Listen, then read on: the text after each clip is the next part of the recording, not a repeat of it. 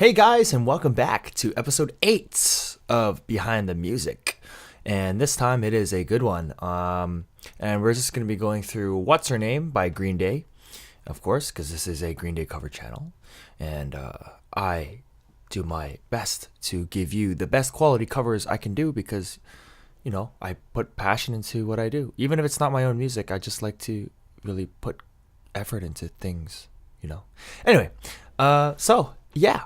Welcome. So this is What's Her Name by Green Day off the record American Idiot. And of course, this is one of I guess it's another deep cut.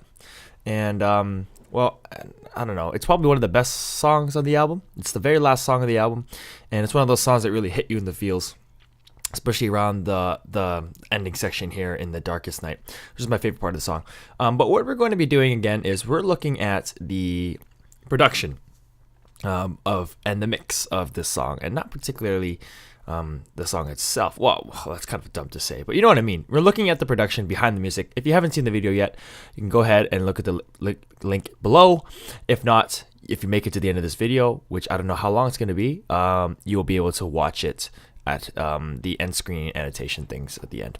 Okay, so let's go ahead and get started. We're going to be going through the song by each part and whatever part piques our interest. So let's go ahead and start the song here and see how it goes.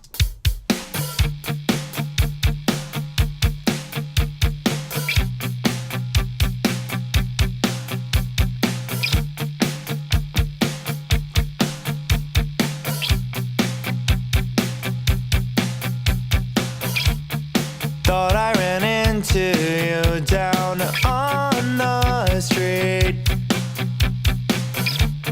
Then it turned out to only be a dream. I made a point to burn all of the photographs. She went away and then I took a different path. I remember the face, but I can't recall the name. Now I wonder what's her name has been.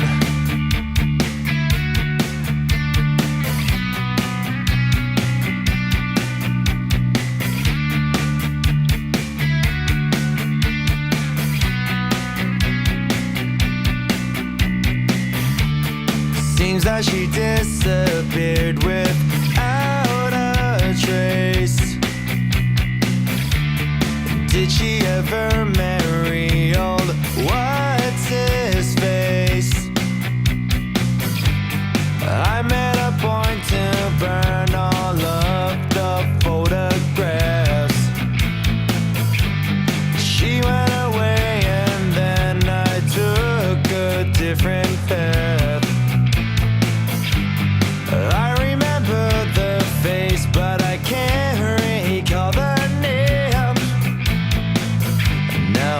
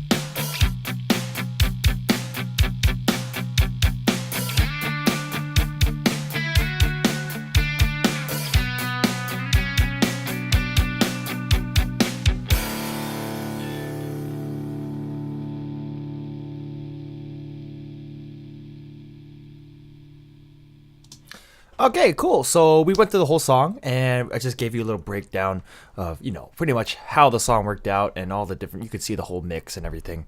This is pretty much it. It's not that really big of a song compared to Before the Lobotomy, like the last video, but it is. It's a lot. There's a lot more going on than I thought there actually was. And thanks to the tracks in Rock Band, we're actually able to listen to the stems by themselves and be able to catch these small little details that would otherwise be lacking without it. But anyway, let's go ahead and start with the beginning, I guess. So the first verse, the first verse is pretty much just a lone guitar. And if you've noticed, I have no plugins on it other than the tape machine, which is always on. And that's because this guitar didn't need anything. It was fine just the way it was. And that's another thing in mixing that you got to kind of learn, is to leave things alone. Then we have the lead vocal. So this is like the pride and joy, I guess. So it doesn't sound like in the original track, it doesn't sound like there's much going on, but there actually is if you listen. And again, thanks to the Rock Band stems, we're able to hear these. So let's take a listen to the soloed, the soloed lead vocals by itself and see what's going on here. Thought I ran into you down on the street. Thought I ran into you down on the street. So there's a small there's a small slap vocal in the back, actually kind of going off during the verses only, as well as going toward a plate as well, being sent to a small plate reverb, which is here. Small plate reverb here, CLA style. Remember that this album was mixed by CLA, so we're really trying to get that CLA sound. Very, very CLA settings, with a nice throwback here on the Slate plugin, which I really like, the pre-delays. I'd never really used to play with pre-delays until the Slate Audio Legends taught me how to do it with the CLA course, which was really nice. So yeah, other than that, since we are going for that CLA sound, I didn't have to do anything. I just popped on the Crystal LG vocals, and it just sounded exactly how it should sound. Amazing. American Idiot era, perfect, just that right amount of compression.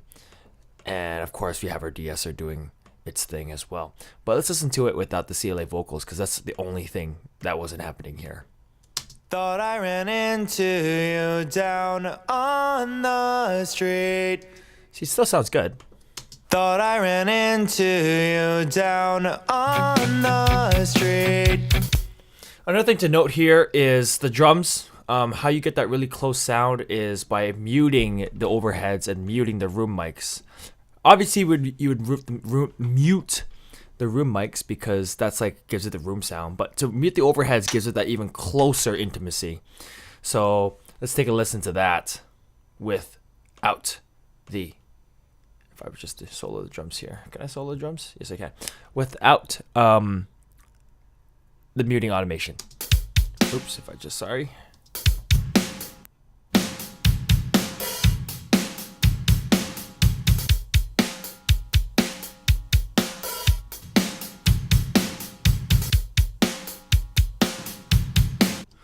Big difference. And also the parallel compression is also off too, which will take away a little bit of that punch, which you didn't want either.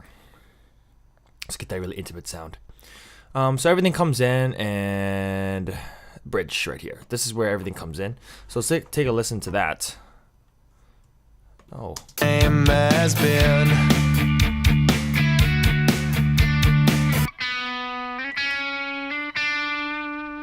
So that's just my Les Paul, very clean sound, has some compression and also added some brightness.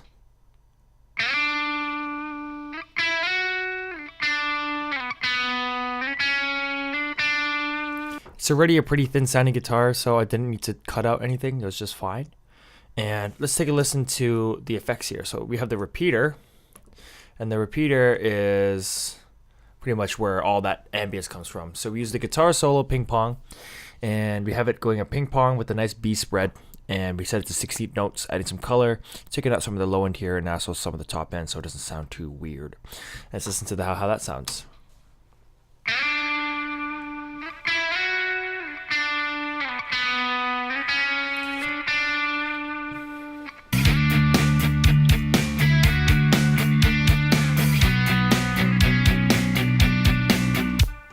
So that's pretty much that, pretty easy.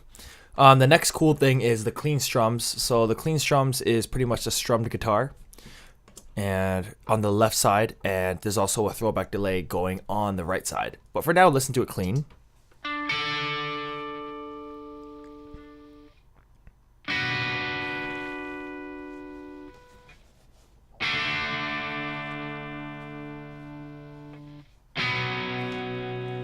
So pretty normal. And here's where the delay comes in, using H delay, quarter delay, syncing to the BPM.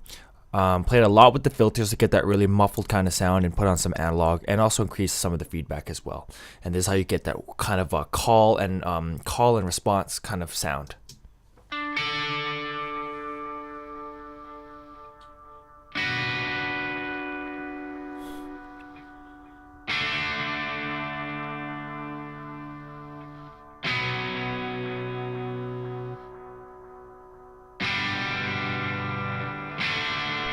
All of the photographs. But you make it very, very subtle, so it's not really distracting you from the vocal. It's just there. You know that it's there. And that's really part of the production, which is really cool. I like that. Picking, very easy. Nothing really going on. Just added some brightness and compression so you don't lose some of the notes.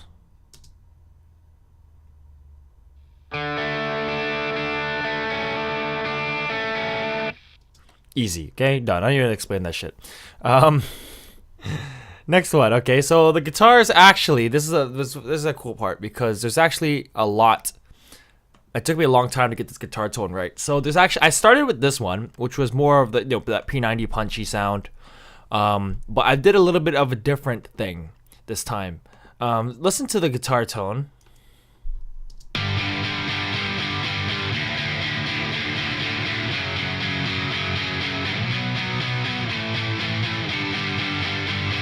So that's like your basic, that Green Day, like black standard stuff. But this time I didn't add too much brightness. No, I did add a lot of brightness, actually. Just a little bit, not as much as usual. And I actually cut some of the mid-range out to give it more of that scoop sound. But I added some back in because it was starting to sound too scooped, like one of those 13-year-old, oh, I want to scoop the mids on my Mesa Boogie kind of thing. And then I actually cut out some of the top end because it was starting to sound a little fizzy. I think, but this amp that I used, it started to sound a little bit too fizzy, so I actually cut out that top end and actually kind of smoothed it out better. And then, a lot of threshold, for a low threshold for the CLA3A to give it more punch on the attack there. And then I have a second one, which is actually molded. When I was listening to the guitar tracks from the Rock Band, it actually sounded, I don't know if it was just the quality of the video or not, and it just sounded like it was quad track. It didn't sound like there were two guitars. It sounded a lot more bigger. So I actually decided to quad track again, which I did for before the lobotomy, but this time with a different approach. So almost the same settings, but this time the guitar tone is completely different, which is kind of un-Green Day-ish, which is kind of weird. So this is what I got.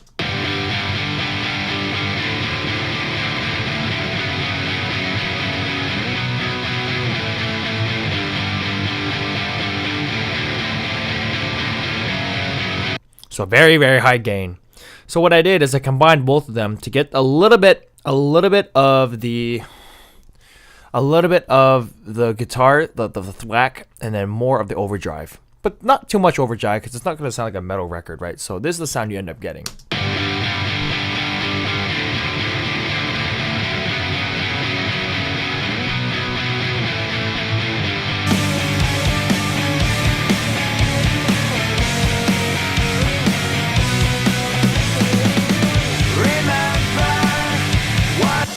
So you get a nice huge sound. Oh, I guess I could show you. When the main vocals start to come in, with these side vocals and stuff, there's actually a delay that comes in. I call them center delay and center delay 2. And pretty much there's an eighth note delay layered with a quarter note delay going down the center of it. So the vocals are on the sides, but there's something filling in the center. So if I were to just take these and solo these, you would hear that there's two things going on at the same time. Remember, whatever, it seems like forever to go. Remember, whatever, It seems like forever ago. The regrets are useless in my mind. She's in my head, I must confess. The regrets are useless in my mind. She's in my head so long ago. Go, go, go, go. Go, go, go, go. Yeah, that was incredibly hard to automate that. But yeah, you can hear there's another delay in there, and it just adds a little bit of the subtlety. You can hear it especially during these breaks.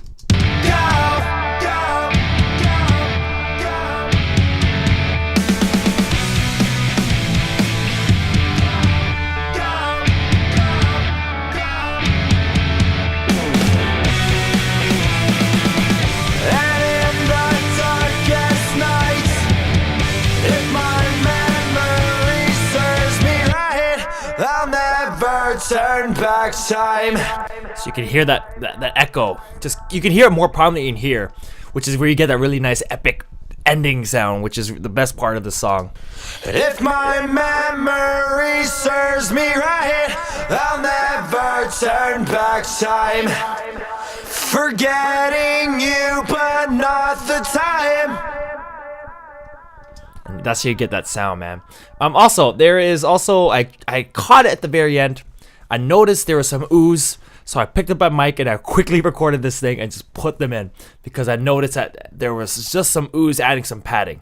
And I just threw an I just need to get this done quick, put the CLA vocal on, and hell yeah, it just worked. So hear the ooze. And in the darkest night, if my memory serves me right, I'll never turn back time. Forgetting you, but not the time. And that's pretty much it. Last thing I'll show you is this octave here. So the octaves, your basic sound.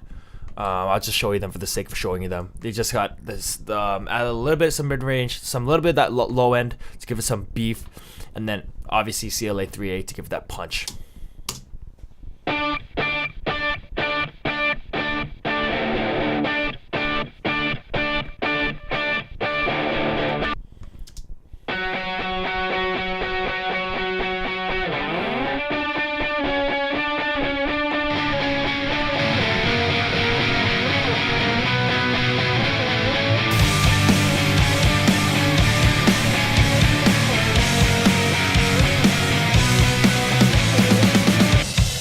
All right, cool. And then lastly, I'll show you the mix bus. So the mix bus actually did a lot more. So since it's an American Idiot record, during that era, there's a lot more punchy masters coming out, a lot more squashed mixes, if you say. So I didn't want to squash my mix. What I wanted to give that same kind of feeling of, that era, a lot of that squashiness kind of sounding, that kind of like, fuck, this shit is blowing up my speakers kind of sound. So I added some top end with the Airy Q. I added a little bit with my custom, and I added the bomber this time to give mix bus wow and the mix bus exciter. And let's hear what these are doing to the mix.